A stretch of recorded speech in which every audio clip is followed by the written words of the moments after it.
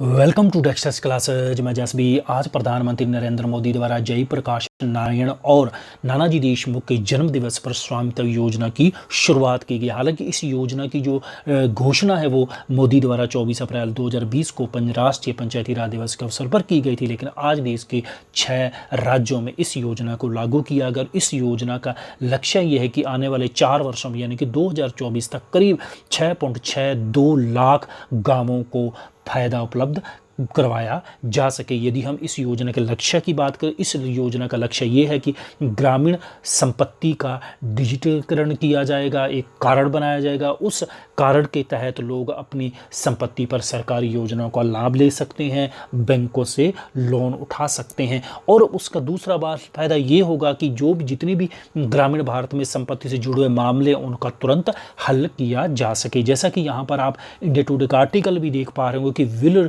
Transform rural India, यानी कि ग्रामीण भारत के सुधार की बात यहाँ कही जा रही है कि PM Modi launch property card under स्वामित्व स्कीम। तो स्वामित्व स्कीम के तहत एक प्रॉपर्टी कार्ड दिया जाएगा उस संपत्तिधारी व्यक्ति को, यानी कि ग्रामीण भारत के अंदर जो भी व्यक्ति रहता है, जिससे कि वो उस कार्ड के तहत अपनी संपत्ति पर किसी भी प्रकार का सरकारी लाभ उठा सके, लोन उठा सके, कोई कर्ज ले सके। तो आज की वीडियो में इसी स्कीम पर बात करेंगे। बने रहेगा वीडियो में आगे बढ़े उससे पहले निवेदन है कि यदि चैनल को सब्सक्राइब नहीं किया तो चैनल को सब्सक्राइब कर लीजिएगा। अब अपने यहाँ पर देख लेते हैं कि ये योजना असल में है क्या। कि देखिए 20 अप्रैल 2020 को राष्ट्रीय पंचायती राज दिवस के अवसर पर इस योजना की मोदी के द्वारा घोषणा की गई थी, जिसका मेन उद्देश्य यह है कि ग्रामीण क्षेत्रों में जितने भी लोग हैं वो रिकॉर्ड ऑफ राइट्स के तहत, यानी कि रिकॉर्ड रखने के अधिकार के तहत, यानी कि उनकी संपत्ति का भी कोई रिकॉर्ड हो, सरकारी दस्तावेज में दर्ज हो वो रिकॉर्ड, इसलिए उसी रिकॉर्ड के तहत संपत्ति का एक कार्ड बनेगा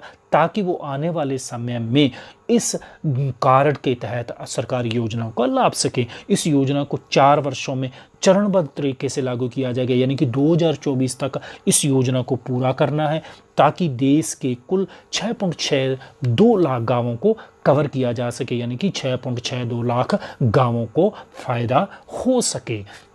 अभी यदि हम पहले चरण की हम बात करें कि इस पहले चरण के अंदर इसके कुल 6 राज्यों के करीब 763 गांवों को क्या है कि लागू किया जाएगा पहले चरण में। जैसे कि इसमें उत्तर प्रदेश के 346 गांव होंगे, हरियाणा के 221 होंगे, इसी प्रकार महाराष्ट्र के 100 होंगे, 44 मध्य प्रदेश के होंगे, 50 उत्तराखंड के होंगे और 2 कर्नाटक के होंगे। हालांकि इस योजना की यदि हम बात करें तो बाकी महाराष्ट्र को छोड़कर बाकी सभी को निःशुल्क रखा गया, यानी कि इसके प्रॉपर्टी पर किसी प्रकार के कार्ड के लिए शुल्क नहीं देना पड़ेगा। लेकिन महाराष्ट्र एकमात्र ऐसा राज्य है जहां ये प्रॉपर्टी कार्ड बनाने के लिए उनको एक निश्चित शुल्क उपलब्ध करवाया जाएगा। इसलिए ही इस राज्य में इस स्कीम को लागू करने के करीब 1 महीना लगेगा, लेकिन दूसरे शेष राज्यों के अंदर ये तुरंत ही इसका एक लिंक उपलब्ध करवा दिया जाएगा। उनके मोबाइल पर वो लिंक आएगा, फिर उस मोबाइल के माध्यम से लिंक को क्लिक करके वो अपने कार्ड को वहां से डाउनलोड कर सकते हैं।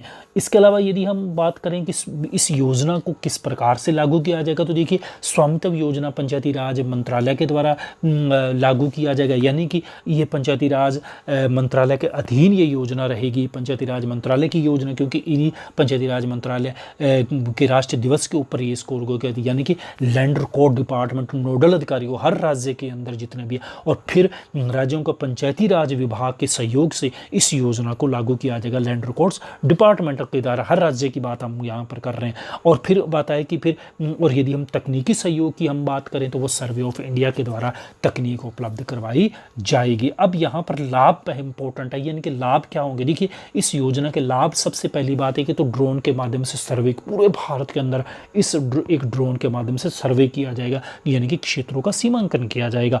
और फिर उसके सीमांकन करने के बाद फिर ग्रामीण योजना, इस योजना के तहत क्या जमीन के सटीक आंकड़े मिलेंगे। सटीक आंकड़े मिलने का प्रॉपर्टी टैक्स के आंकलन में राज्य सरकार को एक तो पहली बात तो मदद मिलेगी। इससे क्या होगा कि प्रशासनिक सुविधा रहेगी सरकार के पास।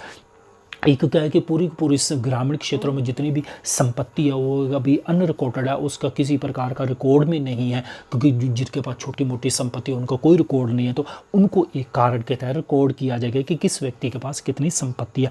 पर इसके तहत क्या होता है कि जुड़े फिर क्या होता है कि आज के समय में ग्रामीण क्षेत्र में आपको देखा होगा कि दुनिया भर के झगड़े होते हैं, छोटी छोटी, किसी को दीवार को लेकर झगड़ा है, तो किसी को ज़मीन को लेकर झगड़ा है, तो किसी को किसी तरीके से, हर तरीके से गली मोहल्ले रास्ते को लेकर झगड़ा है। तो लेकिन अब आप यहाँ पर होगा कि फिर जब ये रिकॉर्ड बन जाएगा तो रिकॉर्ड आने से क्या होगा कि पूरा दस्तावेज बन जाएगा, जिस वजह से कि सरकार तुरंत उस कारण के तहत जुड़े हुए मामले, संपत्ति से जुड़े हुए तमाम प्रकार के झगड़ों को भी हल कर लेगी।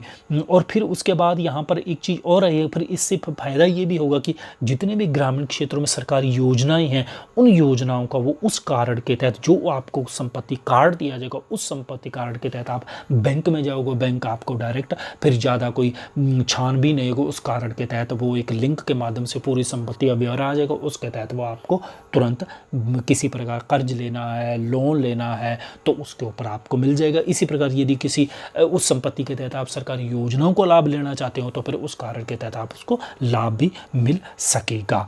अब यहाँ पर अब आता है कि अभी आवासीय संपत्ति के मालिक यहाँ का रिकॉर्ड नहीं था।